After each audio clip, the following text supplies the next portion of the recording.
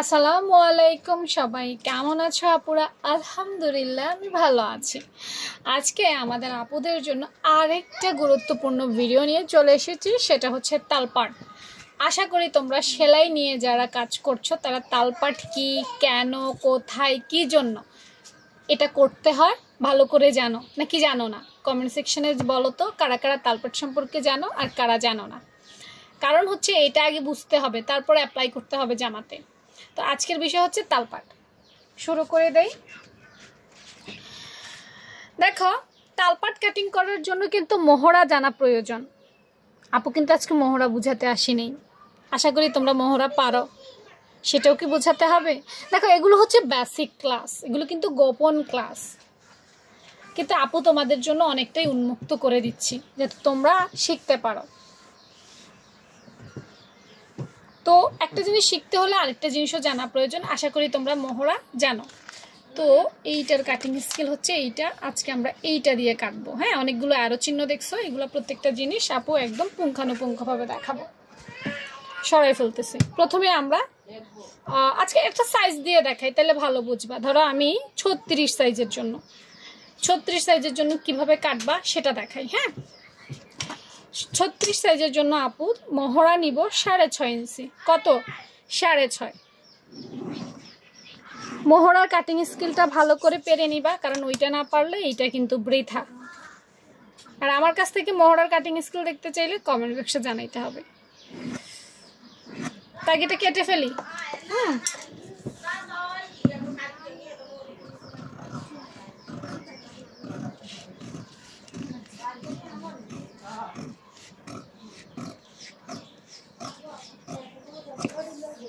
নাও, আপু একটা মহড়া কাটছি।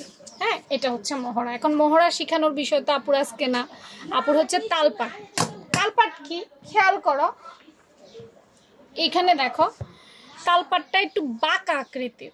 খেয়াল করছো নি? এটা কিন্তু সোজা না। এই দেখো, দেখো এটার নাম হচ্ছে মহড়া, এটা সোজা, কিন্তু তালপাটের বিষয়টা দেখো, তালপাটটা বাঁকা। তাহলে আমাদের কি করতে হবে? বাঁকা লাইন বের করতে হবে। তাহলে এটা তো হচ্ছে সোজা মোহরা লাইন, এটা আমাদের হবে না, বাঁকা করতে হবে। তো এই 36 সাইজের জন্য আমরা 1.5 বা 0.75 1.5, খেয়াল করো, এই এখানে দিলে 1 ইঞ্চি হইতো, বাট আপু ধরেছি 1.5 মধ্যে। দেখছো, 1.5 মধ্যে ধরছি, তাহলে 1.5 মধ্যে একটা দাগ দিব এই।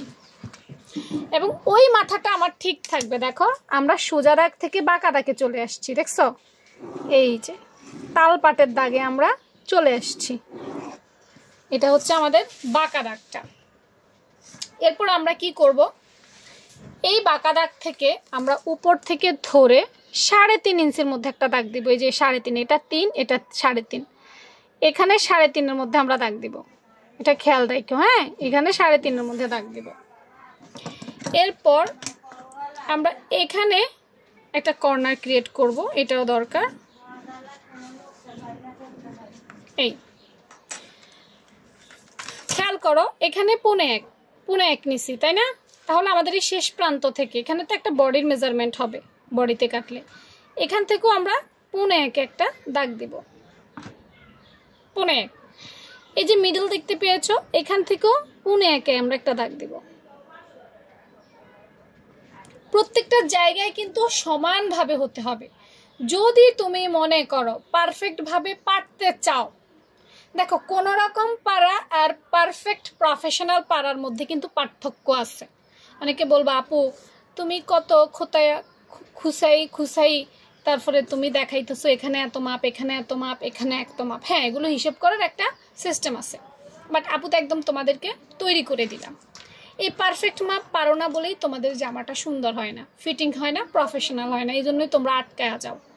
তো আপুর কাজ হচ্ছে পারফেক্টভাবে দেখানো, কোনো রকম ওগুলো আপু দেখাই না।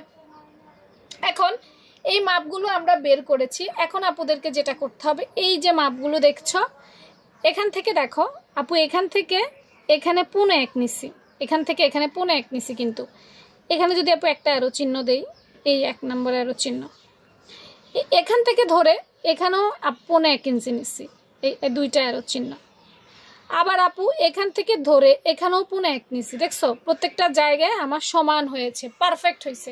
ভুল হবে কোথায়? এদিকেও একটা মাপ আছে, কিন্তু এটা মোহরা কাটিং না করার জন্য আপু দেখাইতে পারছি না। এইখানেও পুনে একই হয়, কিন্তু যেহেতু মোহরারা বিষয় না আজকে, তাই আপু দেখাতে পারলাম না।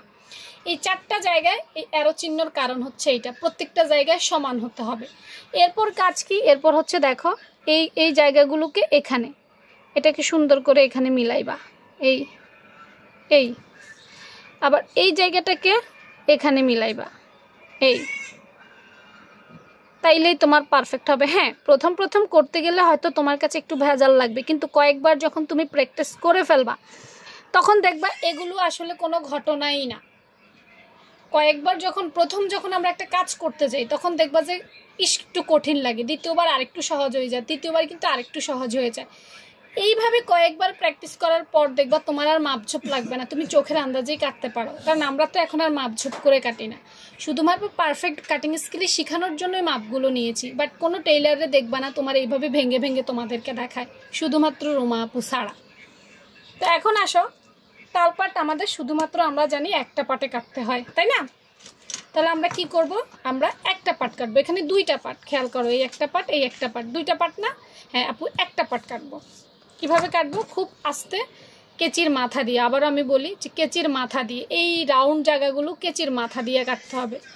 হ্যাঁ, এইটুক করে, এই খুব সুন্দরভাবে এখান থেকে ধরে আস্তে আস্তে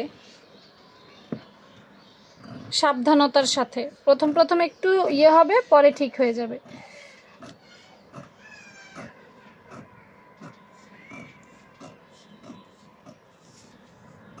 একবার কাগজে ট্রাই করবে, একবার কাপড়ে ট্রাই করবে, দেখবে হয়ে যাবে, এসে যাবে। এই দেখো আপু তালপাট কেটে বের করে ফেলছে। তোমরাই বলো কেমন হয়েছে, আমাকে বলো। নিজে নিজে আন্দাজ করে কাটা আর পারফেক্ট কাটিং স্কিলের কাটার মধ্যে কিন্তু পার্থক্য আছে, বুঝতে পেরেছ? দেখো নিচের শেপটা কেমন আমার, আর উপরের শেপটা কেমন। এই শেপটা না কাটলে বগলের কাছে ওই যে গুছ ধরে থাকে, ফুলে থাকে, অনেক ঝামেলা আছে, এগুলো আসলে বলে শেষ করা যাবে না। তোমরা চাইলে ইউটিউবে সার্চ দিয়ে দেখতে পারো যে তালপাট না কাটলে কি কি ঝামেলা হয়, এবং তালপাট বডি ফিটিংসটাকে কত সুন্দর করে ধরে রাখে। তালপাটের গুরুত্ব বলে শেষ করা যাবে না। এখন আমার কথা হচ্ছে, কারা কারা কোন কোন প্রিয় আপুরা আমার পুরো ক্লাসটা দেখছো, তাদের হাত দেখতে চাই যে আপু আমি পুরো ক্লাসটা দেখেছি। এবং কারা কারা আপুর মেজারমেন্টগুলো পছন্দ করো তাদেরকেও দেখতে চাই, কেন অলরেডি তোমাদেরকে আপু কমেন্ট সেকশনে দেখতে পাই, খুব ভালো লাগে। তোমাদের উৎসাহ, আগ্রহ এবং তোমাদের ভালোবাসাটাই আমার প্রয়োজন। আর এ ধরনের কাটিং স্কিলগুলো একদম নিয়মিত রোজ পেতে পেজটা ফলো রাখবে। আর কোন সাইজ দেখতে চাও কমেন্ট সেকশনে লিখে দিবে। তো ভালো থেকো সবাই আমার প্রিয় আপুরা, আল্লাহ হাফেজ।